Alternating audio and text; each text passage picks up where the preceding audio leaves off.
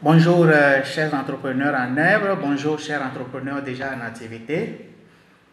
Vous qui suivez mes vidéos, vous qui likez, vous qui me faites des commentaires en ligne, je vous dis bonjour, je vous dis merci. Je partage avec vous aujourd'hui 4 bonnes raisons pour lesquelles chaque citoyen d'Afrique francophone doit créer une source de revenus. La première raison, c'est que les universités francophones d'Afrique ne formaient que pendant des années que des gestionnaires, des gens qui sont prêts à travailler pour une pièce et non des gens qui sont capables de créer, gérer, faire réussir leur entreprise. Donc fondamentalement, il faut qu'on change la donne, il faut qu'on aille vers la formation professionnelle. Il faut que chaque citoyen se forme pour créer une source de revenus. Deuxième raison, c'est que la société africaine vient appuyer cette formation que nos universités francophones nous donnent, qui est de servir. Déjà, l'enfance, on nous prépare à saluer un grand en se baissant. Toutes les personnes qui nous dépassent en âge, en dignité, on est appelé à les saluer en se baissant. C'est une manière de cette société de nous préparer à servir et à servir.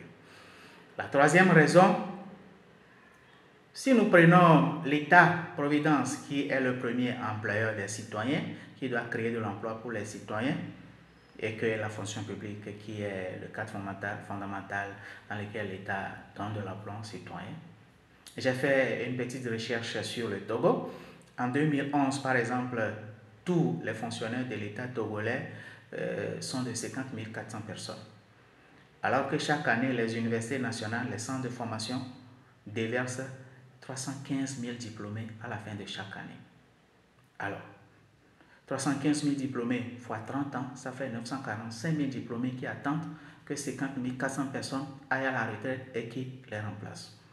Si on fait un calcul, on va se rendre compte que chaque diplômé togolais a 0,05% de chances d'être recruté dans la fonction publique. Alors, si nous comptons sur la fonction publique pour être prospère ou bien pour avoir des sources de revenus, c'est perdu d'avance. La quatrième raison, c'est que tu as eu la chance d'être recruté dans la fonction publique ou bien dans la fonction publique. Tu prends ton salaire que tu perçois à la fin de chaque mois, tu divises ce salaire-là. D'abord, tu commences par lever tes charges en termes de loyer, en termes de nourriture, en termes de déplacement. Tu vas te rendre compte, tu vas trouver le résultat, tu tireras la conclusion toi-même. Alors, c'est fondamental que nous changeons de mentalité. La question de prospérité n'est pas une question de chance ou de talent, mais une question d'état d'esprit. Changeons cet état d'esprit, changeons cette mentalité qui nous met dans l'assistanat, les croyances antérieures qui nous empêchent de devenir prospères. Allons nous former et créons des entreprises. Ça servira à nous-mêmes et à d'autres. Je vous remercie. Aimez, partagez et laissez des commentaires. Je vous remercie.